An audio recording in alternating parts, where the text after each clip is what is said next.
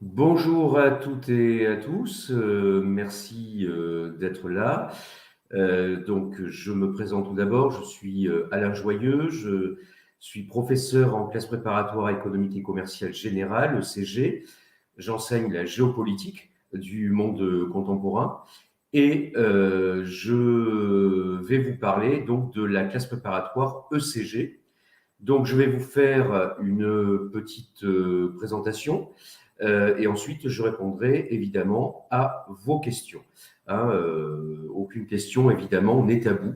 Hein, donc, n'hésitez pas à poser ces questions si vous le jugez utile. Donc, la classe préparatoire économique et commerciale, pourquoi pas vous, hein. Donc, cette classe préparatoire, je vous diffuse les diapositives en même temps.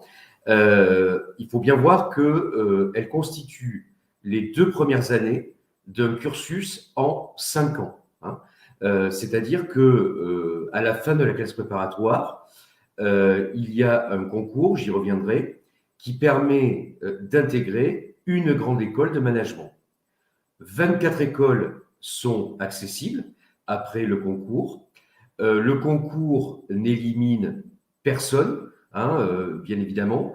Le concours est là pour classer les étudiants.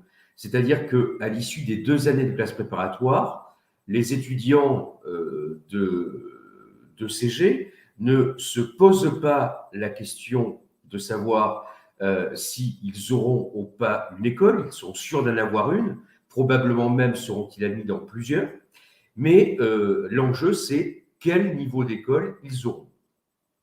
Je voudrais préciser également que la plupart des écoles accessibles sont accréditées évidemment toutes au niveau national, mais la plupart d'entre elles ont aussi toutes les accréditations internationales. Ce qui veut dire que une fois que vous aurez votre master 2 d'une de ces écoles, vous pourrez évidemment vous servir de ce diplôme pour aller notamment travailler à l'international. Votre diplôme sera reconnu. Donc, je vais d'abord vous parler un petit peu des écoles et ensuite, je reviendrai à la classe préparatoire ECG. Donc, vous avez les écoles de management offrent en fait une très grande variété de possibilités. Évidemment, les métiers du management classiques, hein, finance, marketing, des domaines en très très fort développement. Hein, vous avez la liste sur la diapositive, hein, comme le développement durable, le management humanitaire, le management des organisations publiques ou internationales. Mais surtout également, vous avez aussi la possibilité, en grande école, de faire un double diplôme. C'est-à-dire que, par exemple, une fois que vous êtes en grande école de management, vous avez tout à fait la possibilité de faire un double diplôme avec une école d'ingénieur. Hein, par exemple, des étudiants d'HEC peuvent faire un double diplôme avec Polytechnique. Des étudiants de M Lyon peuvent faire donc un double diplôme avec l'école centrale de Lyon. Mais il y a aussi des doubles diplômes avec des universités en France ou à l'étranger, avec des instituts d'études politiques comme Sciences Po Paris, hein, par exemple, ou d'autres filières. Donc c'est vraiment très très ouvert. Et bien évidemment, ces doubles diplômes font l'objet d'un accord entre l'école de management et l'établissement d'enseignement supérieur partenaire, ce qui fait que pour l'étudiant, tout est organisé. Hein, l'étudiant n'a pas besoin de se débrouiller pour cumuler donc deux formations. Et évidemment, sur le marché du travail, c'est tout à fait valorisé à la fois en termes de responsabilité, de carrière et de rémunération. Donc, dans les écoles, on y reste en général 3 ans et on obtient à la fin un master 2, hein, donc un bac plus 5. Dans une école, il va y avoir 3 temps, hein, des périodes de cours, des périodes de stage à l'entreprise et des périodes obligatoires à l'étranger. Ce qui fait qu'un étudiant qui sort d'une grande école de management, eh bien, il a à la fois déjà une première expérience en entreprise, une expérience à l'international et évidemment donc le diplôme de l'école dans laquelle il se trouvait. Bien. Alors, quels sont les parcours en prépa ECG? Tous les étudiants qui vont en prépa ECG vont faire 2 langues vivantes de 3 heures chacune, obligatoirement l'anglais pour l'une d'entre elles, et de la culture générale, c'est-à-dire des lettres et philosophie, pendant 6 heures hebdomadaires. Et ils vont avoir à choisir entre 2 niveaux de mathématiques approfondies ou mathématiques appliquées, et également choisir entre histoire, géographie, géopolitique du monde contemporain, ce que j'enseigne, ou économie, sociologie, histoire du monde contemporain. Donc en fait, il y a 4 parcours qui sont offerts par les établissements, par les lycées. Alors tous les lycées n'offrent pas les 4 parcours. Par exemple, le lycée Joffre à Montpellier, c'est un exemple, n'offre que le parcours numéro 4. Certains lycées offrent tous les parcours. Ça, c'est écrit sur Parcoursup.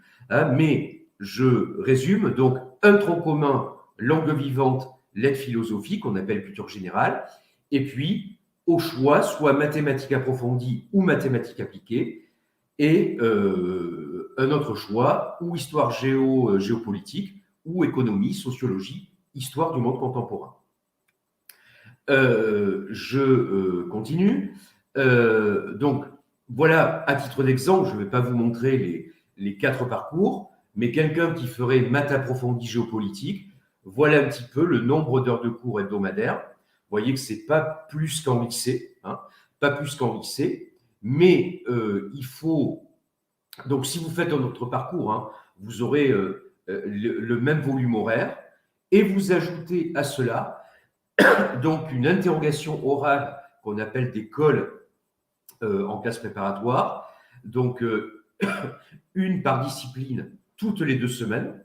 Donc, alors ces cols, c'est pas des punitions, bien sûr. Ce sont à la fois des vérifications de connaissances, ce sont des entraînements, et en première année, ce sont beaucoup d'accompagnement méthodologique individuel. Ça, j'insiste là-dessus.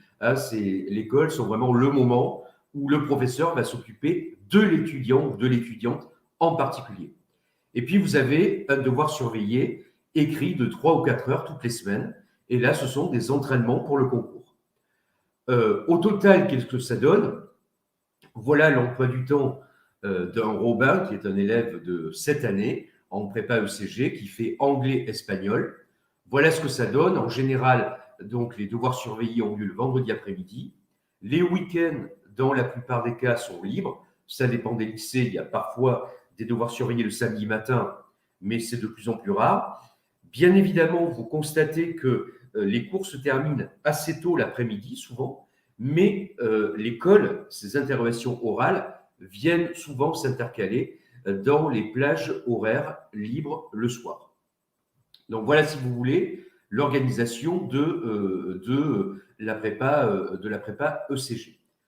Je continue. Bon, intérêt de la classe préparatoire, vous êtes en classe, il y a vraiment un groupe promotion, maximum de l'effectif c'est 48, mais ça ne pose pas de problème, tous les élèves sont là pour travailler, sont motivés, et les réseaux qui se constituent entre les étudiants de prépa sont des réseaux qui durent très longtemps. Quand vous revoyez des anciens étudiants, parfois 10 ans après les avoir eus, eh bien, ils sont capables de vous dire ce que font tous les autres parce qu'ils restent en contact.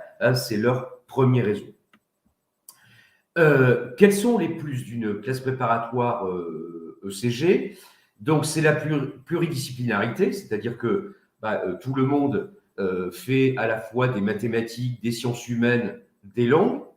100% de réussite, puisque aujourd'hui, il y a plus de places dans les écoles que de candidats venant de classes préparatoires. Donc, je le disais tout à l'heure, le défi, c'est véritablement de réussir l'école que l'on souhaite, mais on obtiendra forcément une école.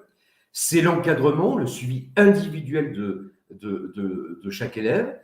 C'est également une ambiance de coopération, des liens solides entre les étudiants. On dit parfois que la prépa, c'est l'individualisme, la compétition, c'est un cliché qui date de 20 ou 30 ans, mais qui n'est plus du tout le cas aujourd'hui.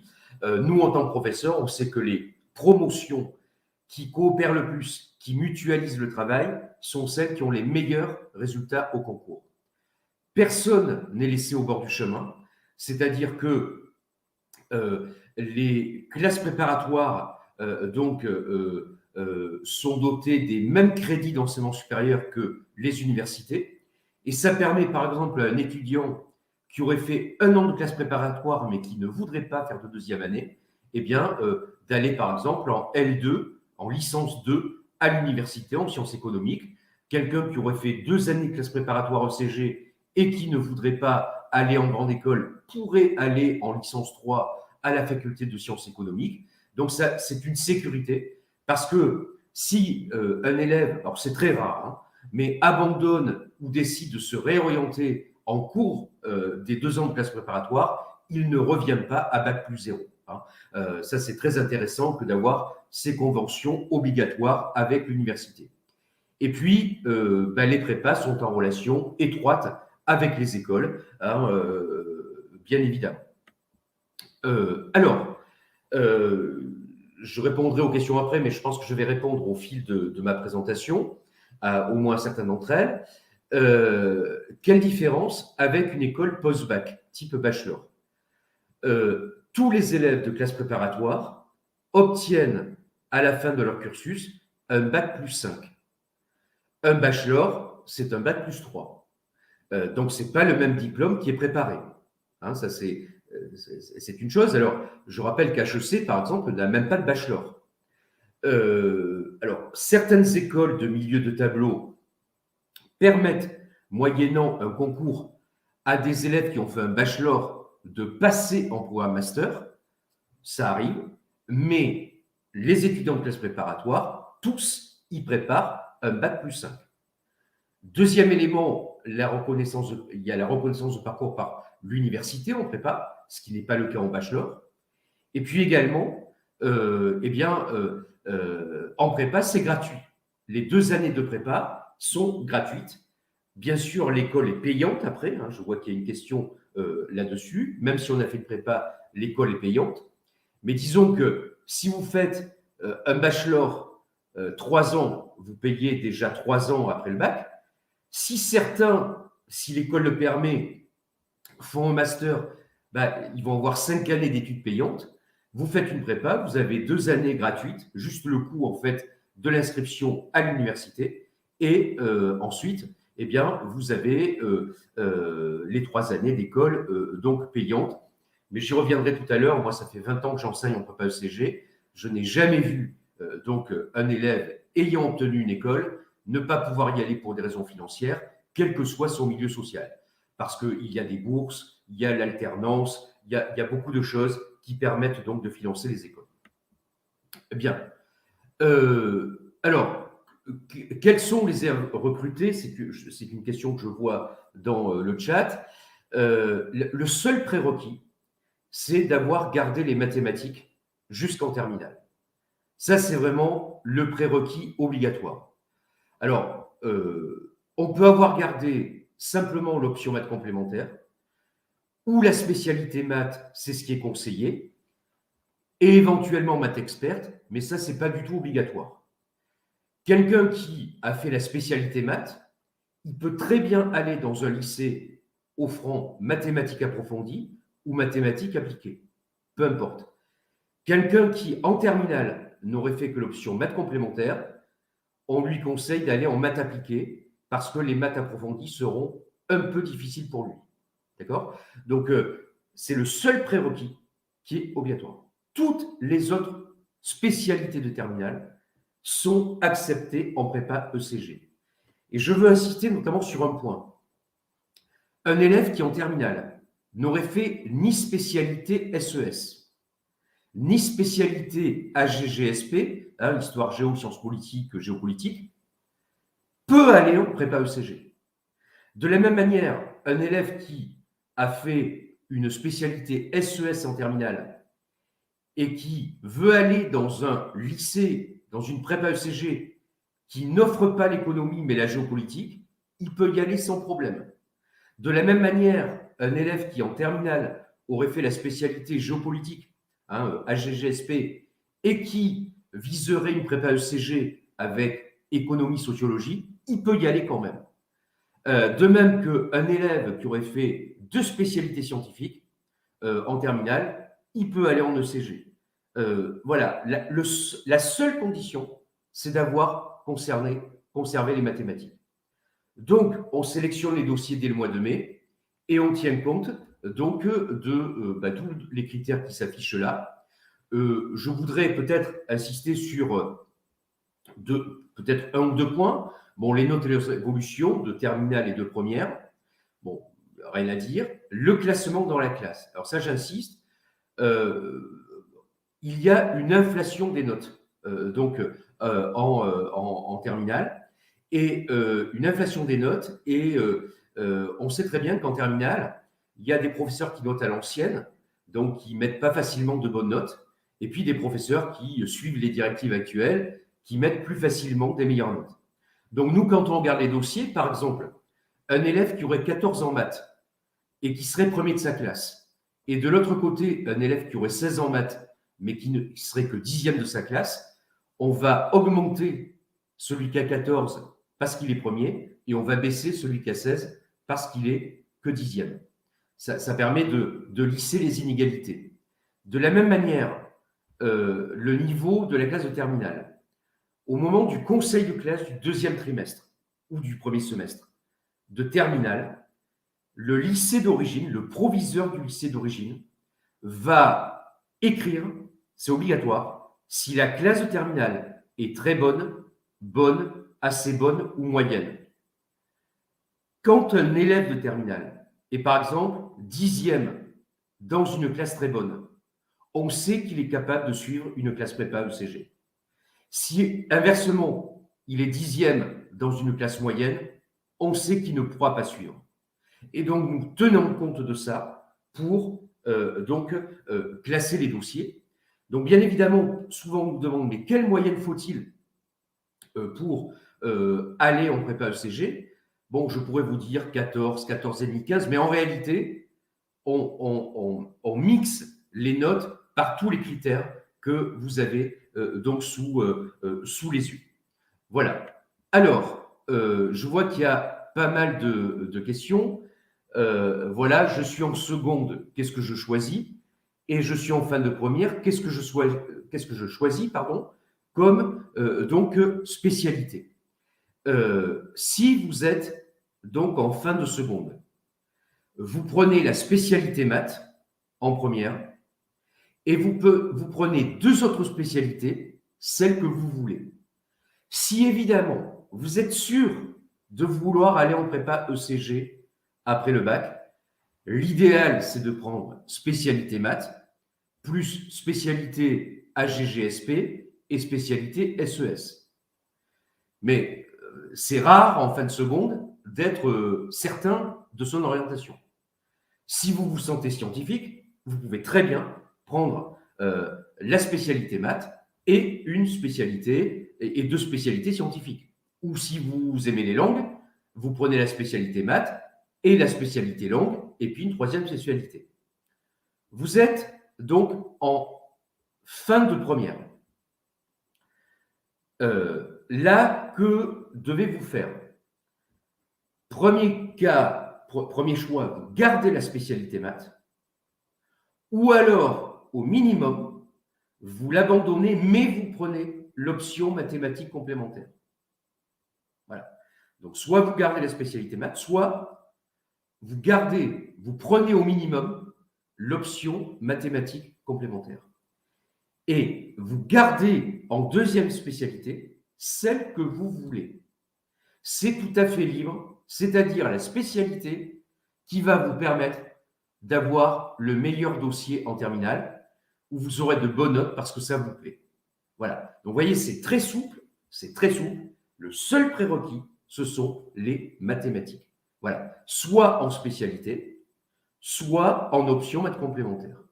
Voilà, en termes de choix. Je continue.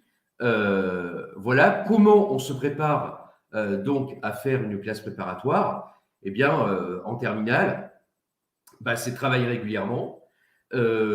C'est pour les langues, hein, il y a des langues en classe préparatoire, vous l'avez vu tout à l'heure, ECG.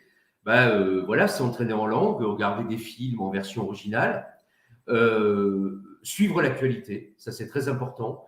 En prépa ECG, on a des disciplines qui sont très connectées au monde, que ce soit en géopolitique, en économie, en langue vivante. Les collègues de langue, les professeurs de langue travaillent beaucoup sur les textes d'actualité, les The Economist, etc.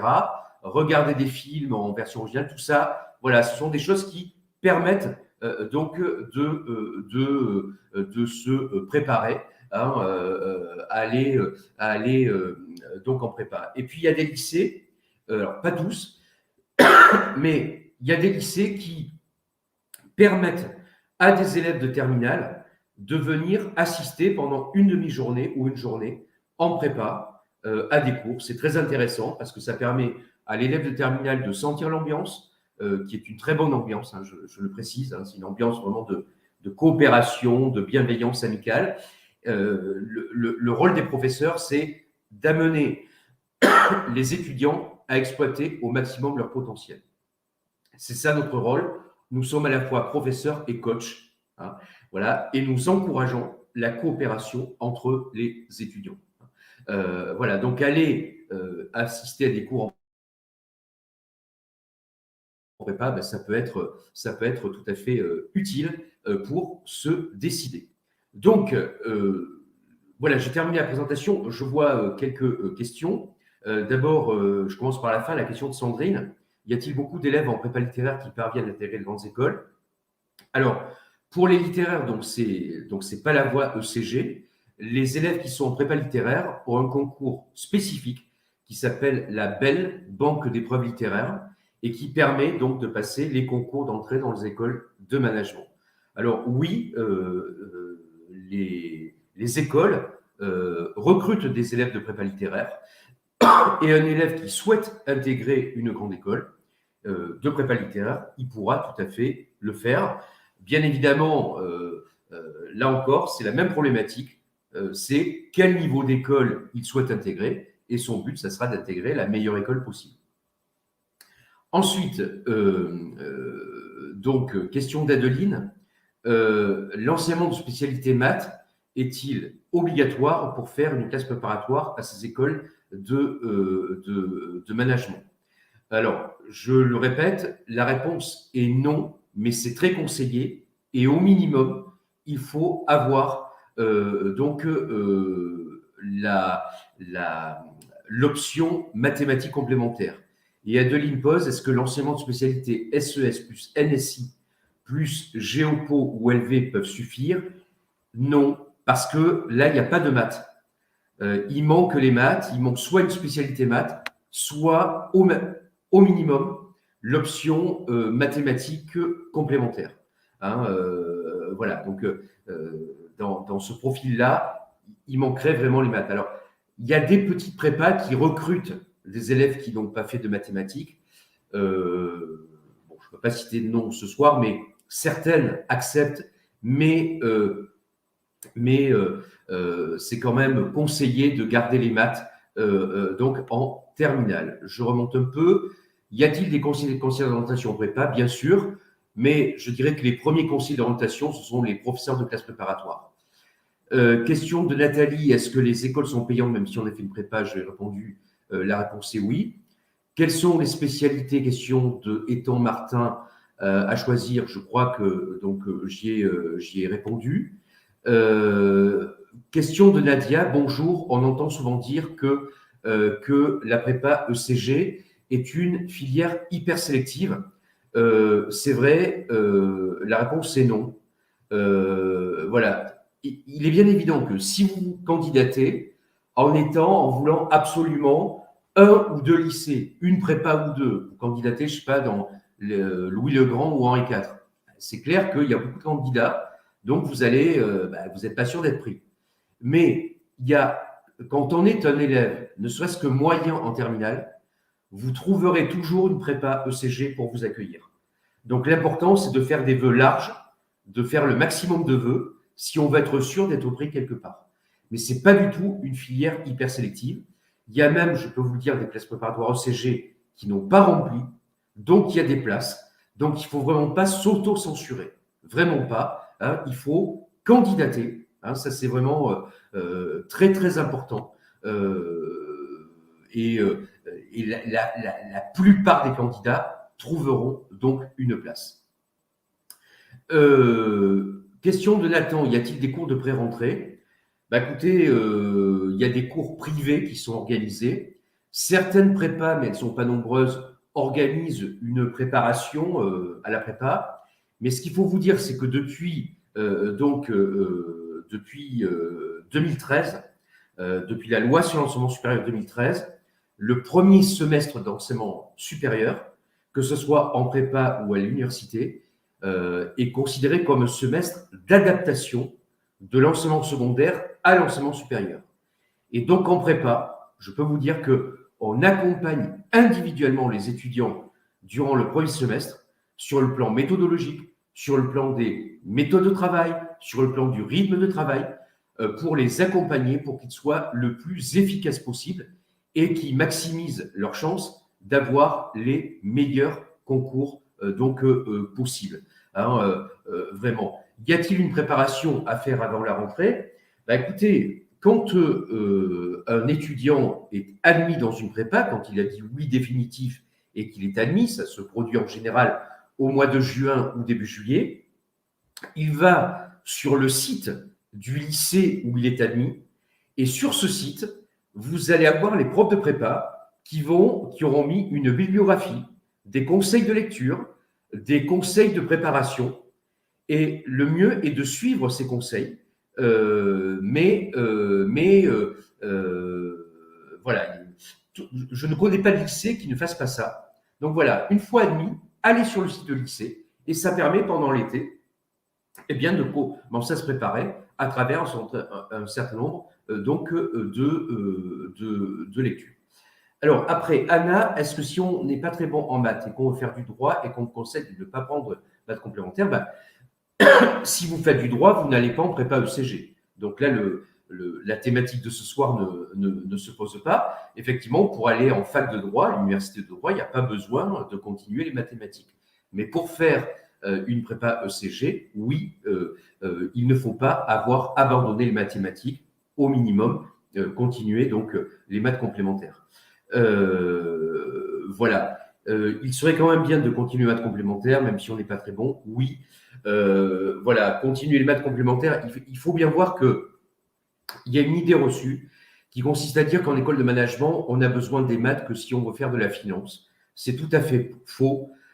Toutes les spécialités en école de management, les parcours demandent des méthodes quantitatives.